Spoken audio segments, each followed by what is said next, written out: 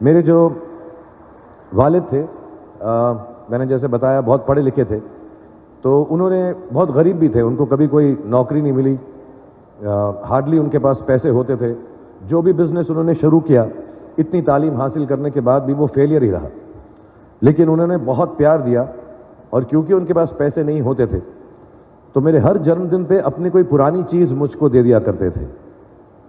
तो पहली पुरानी चीज़ जो, और बहुत बड़ा चढ़ा के उर्दू में अच्छे अच्छे अल्फाज यूज़ करके मुझे इम्प्रेस करते थे कि बहुत अच्छा प्रेजेंट दिया है मुझको।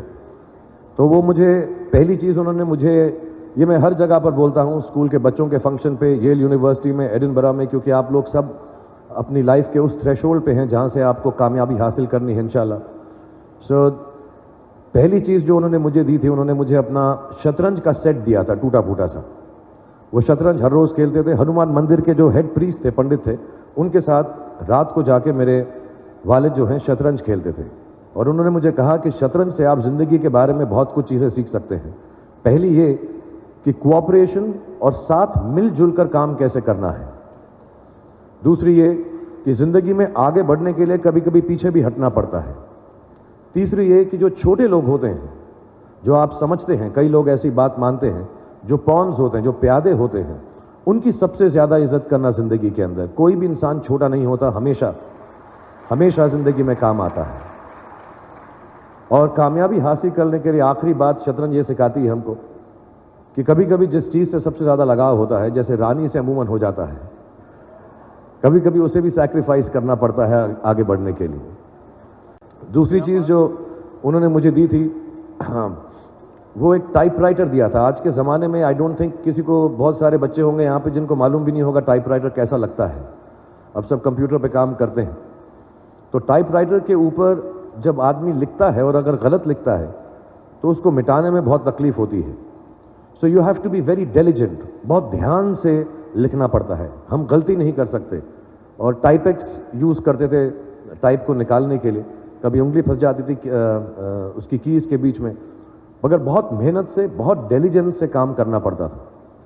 तो जब मैं उस पर टाइपिंग सीखा स्कूल में कॉमर्स करते वक्त, so the only thing I realise is that practice makes you perfect.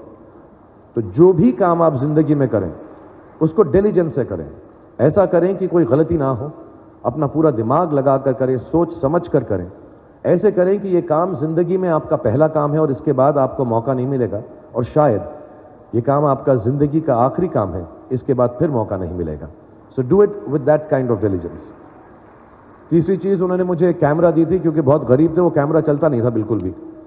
सिर्फ उसके व्यू फाइंडर से बड़ी अच्छी अच्छी तस्वीरें दिख जाती थी, लेकिन खिंचती बिल्कुल भी नहीं थी। और इससे मुझे उन्होंने सीख दी कि जो हमारी क्रिएटिविटी होती है, हम जो भी, कभी कभी हमारी हॉबी होती है, कभी कभी हमारा उससे प्यार होता है, लेकिन हम उसको अपनी नौकरी नहीं बना सकते, अपना काम नहीं बना सकते। बहुत कम लोग ऐसे फॉर्चुनेट होते हैं जैसे मैं हूँ कि जो मेरी हॉबी थी, जिस चीज़ से मुझे प्यार था, कलाकारी से, एक्टिंग से, वो मेरा पेशा भी बन गया। अमूमन ऐसा होता नहीं है, लेकिन जो हमारी कला है, चाहे वो पोएट्री है, चाहे वो लिखना है, चाहे वो पेंटिंग है, चाहे जो भी चीज़, गाना है, अकेले में गाना है, हमारी क्रिएटिविटी ज़रूरी नहीं है कि दुनिया एक्सेप्ट करे। जैसे उस कैमरा की तस्वीरें दिखती नहीं हैं, लेकिन उसमें देखने से खूबसूरत लगता है हर कुछ, वैसे ही आपकी जो क्रिएटिविटी है वो अपने लिए रखें। क्योंकि ज़िंदगी में कभी ना कभी, कहीं ना कभी ऐसा मुकाम आएगा जब आप बहुत अकेला फील करेंगे। हो सकता है दुख का समय भी आए, उस वक्त आपकी जो क्रिएटिविटी है वो आपकी सबसे अच्छी दोस्त होगी, दुनिया उसको माने या ना माने। मैं बहुत ख़राब पोइट्री करता हूँ, लेकिन जब भी दुखी होता हूँ तो लिख लेता हूँ। सराफ साहब से मैं अब सीखना भी चाहता हूँ। मैं रेख्ता पे जाऊँगा, मुझे लगता है ये कमाल की साइट है, थोड़ी मैं शायरी वगैरह सीखूँगा। मेरी शायरी बहुत ख़राब है कि हमने तुम्हारी याद में रो रो के टब भर दिए, वो आए और नहा कर चल दिए। इस लेवल की पोइट्री है। लेकिन जब दुख होता है, ये चीज़ मेरे वालिद ने मुझे दी थी, वो सेंस ऑफ ह्यूमर हमेशा रखना ज़िंदगी में, हंसते हमेशा रहना, एक चाइल्ड लाइक इनोसेंस ज़रूर रखना।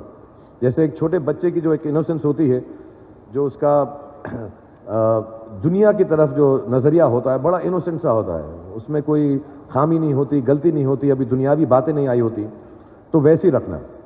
कई बार बचपन में मैंने जब बदतमीज़ी की या कोई गलत काम किया, तो उन्होंने सेंस ऑफ ह्यूमर से मुझे बचाया।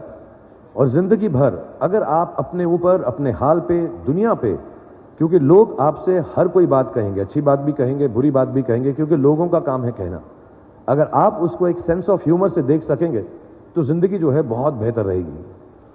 And last not the least, what my father gave me, what my mother gave me and what your parents have given you, आपके जो पेरेंट्स हैं जो आपको दिया है, वो सबसे बड़ी गिफ्ट है, गिफ्ट ऑफ लाइफ।